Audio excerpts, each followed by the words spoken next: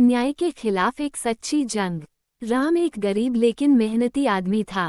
वह अनपढ़ था, लेकिन अपनी मेहनत और ईमानदारी से परिवार का पेट पालता था। उसके 3 बच्चे थे और उनकी अच्छी परवरिश के लिए उसने दिन रात मेहनत की। गांव में उसने अपनी छोटी सी बचत से एक जमीन खरीदी थी, ताकि आने वाले समय में उसका परिवार सुरक्षित रह सके। राम और उसकी पत्नी कुछ समय के लिए दिल्ली चले गए, जहां वे एक रिश्तेदार के सहारे काम करने लगे। उनकी मेहनत रंग लाई और उन्होंने अपनी जमीन पर नींव भरवा दी। लेकिन उनकी यह सफलता गांव के कुछ लालची और बेरोजगार नेताओं को पसंद नहीं आई। इनमें से कुछ तो राम के अपने भाई भी थे। राम का भाई कुछ दबंग लोगों के साथ मिलकर उस जमीन पर झगड़ा लगाने की योजना बनाता है। वह जानता था कि राम अभी दिल्ली में है और उसका परिवार कमजोर है। उसने कुछ गुंडों को शराब पिलाई और उन्हें राम की जमीन पर भेज दिया। उन लोगों ने गाली गलौज की और राम की जमीन पर बनी नींव को तोड़ डाला। राम की पत्नी ने हिम्मत दिखाई और थाने जाकर रिपोर्ट लिखवाई। पुलिस आई, लेकिन महज औपचारिकता निभाकर वापस चली गई। गांव के स्थानीय नेता, जो खुद को गरीबों का मसीहा बताते थे, उन्होंने भी कोई मदद नहीं की। राम ने न्याय पाने की उम्मीद में कोर्ट का दरवाजा खटखटाया। केस शुरू हुआ, लेकिन न्याय की प्रक्रिया लंबी थी।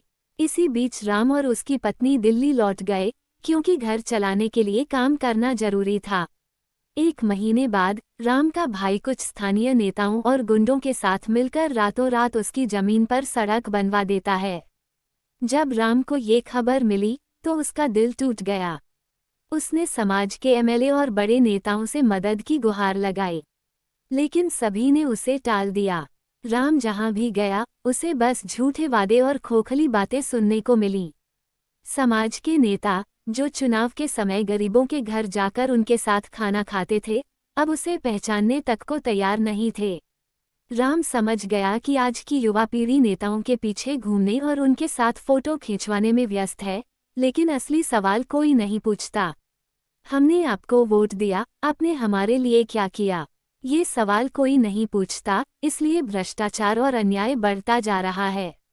राम की कहानी सिर्फ उसकी नहीं, बल्कि उन हजारों गरीब लोगों की है, जिनका हक दबा लिया जाता है। जब तक लोग नेताओं से सवाल नहीं पूछेंगे, सिर्फ उनके साथ फोटो खिंचवाने तक सीमित रहेंगे, तब तक गरीबों का शोषण होता रहेगा।